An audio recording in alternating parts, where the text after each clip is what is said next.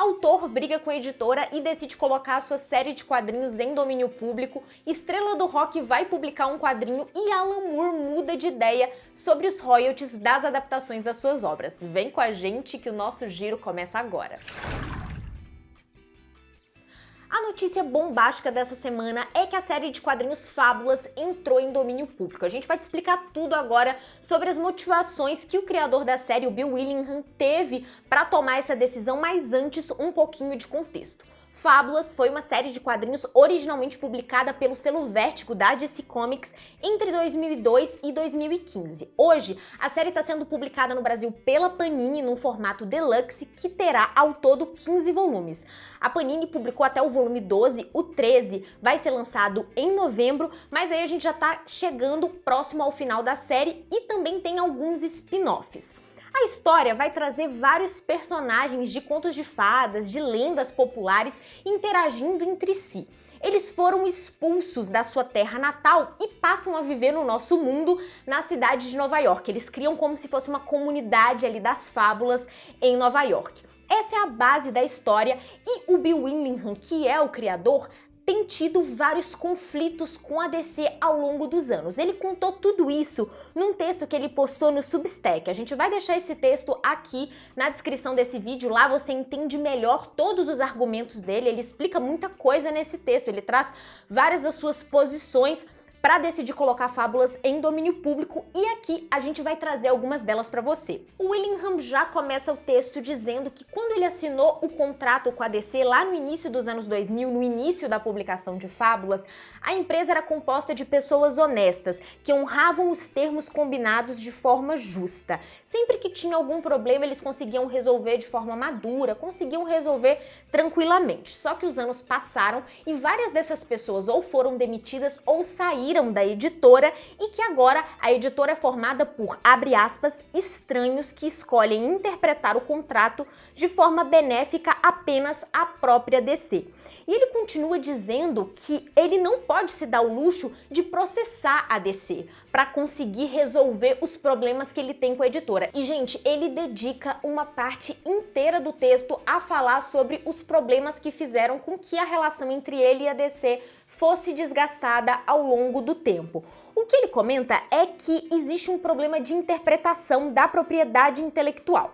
Segundo Bill Willingham, a DC entende que é como se ela fosse detentora sozinha da propriedade intelectual de Fábulas, enquanto o que o Bill Willingham diz é que se tem uma coisa no contrato que a DC não pode contestar é que ele é o dono, ou seja, ele é o proprietário sozinho dos direitos de Fábulas. Tudo é pertencente a ele, todos os direitos intelectuais da obra.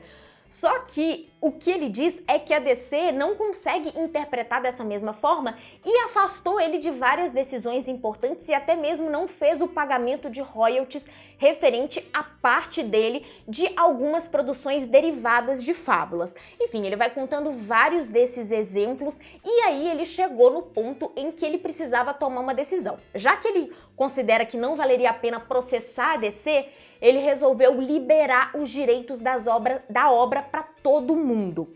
O que ele diz é, se eu não pude evitar que Fábulas caísse nas mãos erradas, ao menos dessa forma, posso garantir que cairá na mão de muitas pessoas boas. Ainda acredito que existem muitos assim no mundo. Tá, agora isso quer dizer que qualquer um pode publicar Fábulas, qualquer editora pode começar a publicar a série amanhã. Não. O domínio público não significa isso, não nesse caso, porque o que o Bill Willingham diz é que esse movimento não encerra o contrato que ele tem com a DC. Esse contrato não pode ser encerrado unilateralmente. Então, a DC ainda é detentora dos direitos de publicação de Fábulas no formato em que ela está, ou seja, a série escrita por Bill Willingham, que tem 15 volumes, enfim, esses moldes que a gente tem visto aí que a DC está publicando. Então, não é possível republicar Fábulas sem ser pela DC, fazer um filme daquela história sem passar pela DC, fazer jogo, boneco, etc. Agora, o que parece ser possível é fazer criações a partir dessa obra. Então, artistas, quadrinistas, desenvolvedores de jogos podem usar a série Fábulas como base para criar seus próprios universos usando esse material base. Então, o domínio público está liberando isso de acordo com o que o Bill Willingham diz que parece entender sobre domínio público. A DC reforçou em um comunicado que ela deu recentemente que as HQs, os personagens e os elementos todos que estão envolvidos ali em Fábulas são de propriedade da editora pelas leis de direitos autorais dos Estados Unidos e em todo o mundo e que elas não estão em domínio público, ou seja, a gente tem aí um conflito que se mantém. O Bill Willingham dizendo que os direitos de Fábulas são deles e agora ele está colocando tudo em domínio público, a não ser esse pequeno detalhe do contrato que ele tem com a DC, enquanto a DC diz que não. Tudo de Fábulas pertence a ela e ainda tem que passar por ela caso seja feito qualquer alteração ou qualquer uso desse universo. Vamos ver aí como que essa briga vai se desenvolver. O Slash, guitarrista da banda Guns N' Roses, vai lançar um quadrinho. A HQ se chama Deathstalker e é uma obra de espada e feitiçaria que é baseada num filme que tem esse mesmo nome e que foi lançado em 1983. O Slash curte quadrinhos, desenhava quando era mais novo, mas ele não tá sozinho nessa. Ao lado dele nos roteiros tem o Tim Seeley e na arte o Jim Terry.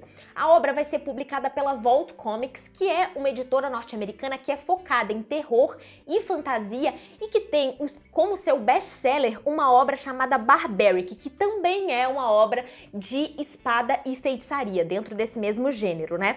O Slash diz que Deathstalker é uma reimaginação daquele universo do filme, uma reimaginação daquela história com um pouco de tudo. Fantasia, terror, magia, sexo. Segundo ele, tudo que você não consegue desviar o olhar. A HQ vai ter uma campanha de financiamento coletivo no Kickstarter que vai começar agora no mês de outubro. A Mafalda vai ganhar um documentário agora no dia 27 de setembro no Disney Plus. O documentário se chama Voltando a Ler Mafalda e vai falar sobre a criação da personagem pelo Kino, com várias entrevistas e curiosidades. Uma coisa bem interessante é que vão ter análises de tiras famosas da Mafalda por grandes cartunistas argentinos, como Liniers, o Tucci e a Maitena. Além disso, algumas personalidades, como é o caso do jogador de basquete Manu Ginóbili e o Juan Sasturain, que é quadrinista, também pesquisador, um grande entendedor de quadrinhos argentinos. Tudo para enaltecer essa que é a mais famosa personagem dos quadrinhos argentinos. Só para reforçar aqui, ó, a estreia é no dia 27 no Disney Plus e ao todo vão ser 4 episódios de 30 minutos. Alan Moore deu uma entrevista essa semana ao Telegraph que virou manchete. Não é nenhuma novidade que o Moore não é nem um pouco fã, na verdade ele detesta as adaptações que são feitas das suas obras, né? Adaptações para o audiovisual, seja para cinema ou para séries de TV. E nessa entrevista, o repórter pergunta para ele se era verdade aquela história de que ele não aceitava receber o dinheiro dos royalties dessas produções e que ele pedia para que esse valor fosse dividido e repassado para os roteiristas, para os profissionais envolvidos nessas adaptações. E a resposta do Moore para essa pergunta foi o que virou manchete. Abre aspas. Eu não desejo mais que seja compartilhado com eles, os roteiristas. Eu realmente não sinto com os filmes recentes que eles tenham mantido o que eu creio serem os princípios originais das obras. Então, pedi a DC Comics que enviasse todo o dinheiro de quaisquer futuras séries de TV ou filmes para o Black Lives Matter. Ou seja, o que o Moore está dizendo é que, a partir de agora, ou a partir de algum momento ali que não fica muito claro, ele definiu que todos os royalties, tudo que iria para ele dessas produções, irá para o movimento Vidas Negras Importam. A passagem de Chantal Montelier aqui pelo Brasil foi muito bacana. A quadrinista francesa esteve em Curitiba e em São Paulo e participou de várias sessões de autógrafo, de mesas, de debates, enfim, foi muito bacana. Inclusive a gente entrevistou a Chantal durante a Bienal de Quadrinhos de Curitiba, vale a pena ver a entrevista, ela deu uma resposta incrível. A gente vai deixar o link na descrição do vídeo aqui. Mas o que a gente queria comentar é uma novidade. Durante uma dessas programações que a Chantal participou no Centro de Pesquisa e Formação do SESC em São Paulo, ela revelou que outra obra sua vai ser lançada aqui no Brasil. Odile et le Crocodile é um dos trabalhos mais famosos da Chantal e chegará ao Brasil, segundo ela. Ela não disse nem quando, nem por qual editora, mas aí já fica essa novidade. E vale lembrar que a Chantal é publicada aqui no Brasil pela Comic Zone com Social Fiction e também pela Veneta, recentemente com Bruxas Minhas Irmãs e também há um certo tempo com O Processo, uma adaptação de O Processo do Kafka. Outra notícia que bombou essa semana foi o retorno do Capitão América do Rob Liefeld, aquela cena icônica ali, aquela imagem que virou meme e que Rob Liefeld reproduziu agora numa capa variante de Capitão América número 1, revista que vai sair no dia 20 de setembro nos Estados Unidos. E assim, gente, o Rob Liefeld já abraçou essas piadas, né? Ele já incorporou ali o espírito e faz praticamente uma homenagem a si mesmo, reproduzindo a imagem do Capitão América que ele fez para uma capa de Heróis Renascem lá nos anos 90, só que agora com Sam Wilson no lugar, né, vestindo ali o traje de Capitão América. O Liefeld já disse que não se incomoda, que ele não se importa com a zoação e, como a gente pôde ver, ele realmente abraçou isso tudo. Bloco de pré-venda senta que tem muita novidade, muita campanha no Catarse e muita pré-venda que começaram recentemente. Vamos falar aqui da Nemo, que lançou a pré-venda de Mônica, o novo quadrinho do Daniel Close, quadrinho que Daniel Close ficou há 5 anos produzindo e que vai ser lançado no dia 16 de outubro pela editora. A Nemo também lançou a pré-venda de Nas Índias Traiçoeiras, que é o retorno do Juanjo Guarnido ao Brasil, Guarnido que é o quadrinista de Black Sad, né, o desenhista de Black Sad, e Nas Índias Traiçoeiras tem o roteiro também do Alain Errol. Essa é uma obra que vai acompanhar um trapaceiro, um malandro em busca do Eldorado. A previsão de lançamento é para o dia 30 de outubro e essa é uma obra que vai seguir ali o formato original de publicação, algo que a gente não costuma ver da Nemo, mas que vai ser adotado para essa obra, formatão e capa dura. Também tá vindo aí Black Orion do Bruno Silig, quadrinho que vai ser lançado pela editora Mino. A gente já sabia há um tempo que a Mino ia publicar Black Orion, mas agora a gente já tem data oficial, vai ser no inicinho de outubro e Black Orion é aí uma super aventura para um universo muito diferentão, acompanhando 2 adolescentes e os seus companheiros de jornada. A Conrad vai publicar A Guerra dos Gibis, que é um livro do Gonçalo Júnior que fez toda uma pesquisa histórica sobre o início do mercado editorial brasileiro de quadrinhos, né, a formação desse mercado editorial brasileiro e a censura aos quadrinhos nas décadas de 30 a 60. Agora a gente pode dizer que tem nova capa de A Guerra dos Gibis. A Conrad tinha anunciado uma capa, tinha revelado uma capa que não foi bem recebida pelo público. Depois de algumas reclamações, eles reviram isso e agora a gente tem nova capa de A Guerra dos Gibis, que tem previsão de publicação para o dia 24 de outubro. O Tiziano Osório, que é jornalista, sempre escreve sobre quadrinhos lá no Zero Hora, o jornal gaúcho Zero Hora, vai lançar um livro chamado O Morcego e a Luz, 80 anos de Batman nos cinemas. E como o próprio nome já diz, né, a obra vai percorrer ali toda a trajetória do Batman no cinema, desde as cineséries de 1943 e 1949 até a participação mais recente do Batman ali no filme do Flash em 2023. A obra, gente, ela tá aqui no bloco de pré-vendas, mas ela já tá disponível. Você já consegue comprar ou no site da editora Besouro Box ou então na Amazon. A gente vai deixar todos esses links disponíveis aqui na descrição do vídeo. Da HQeria, que é o selo de quadrinhos da Faris Silva, tá em pré-venda O Infeliz Pacto de George Walden, que é um quadrinho português do André F. Morgado e do Rodolfo Oliveira. A previsão de lançamento é para o dia 30 de setembro. A adaptação para os quadrinhos de O Mundo de Sofia também tá em pré-venda.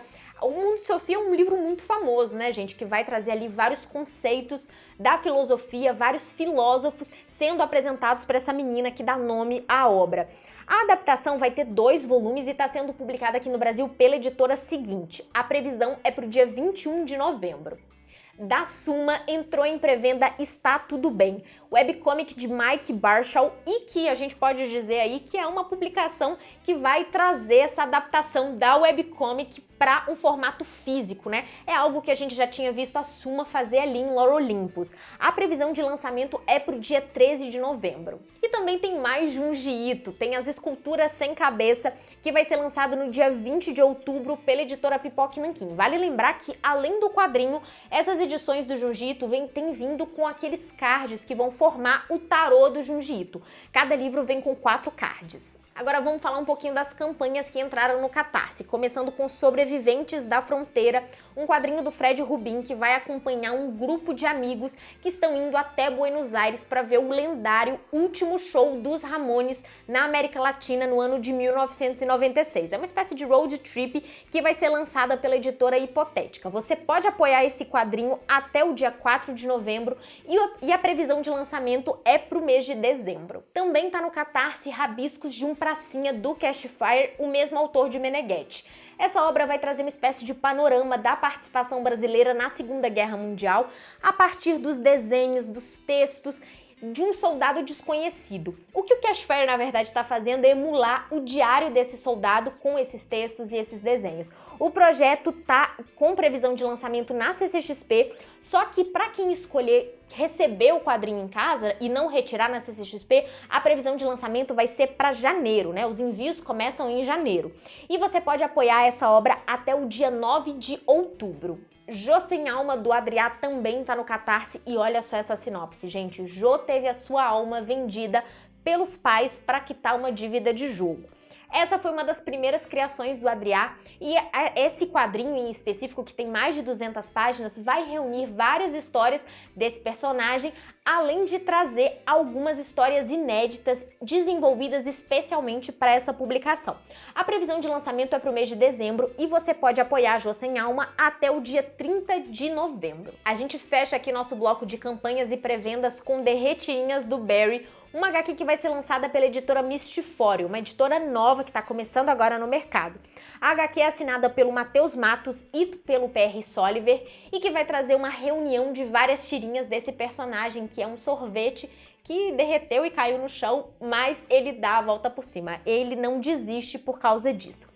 A previsão de lançamento é para janeiro de 2024 e você pode apoiar essa obra até o dia 11 de outubro. O giro de hoje fica por aqui. Muito obrigada pela sua presença. Deixa seu like aqui se você curtiu esse conteúdo, comenta aqui também e não esqueça de se inscrever aqui no canal do Fora do Plástico para ficar de olho em outras novidades e acompanhar tudo que a gente publica aqui no nosso canal.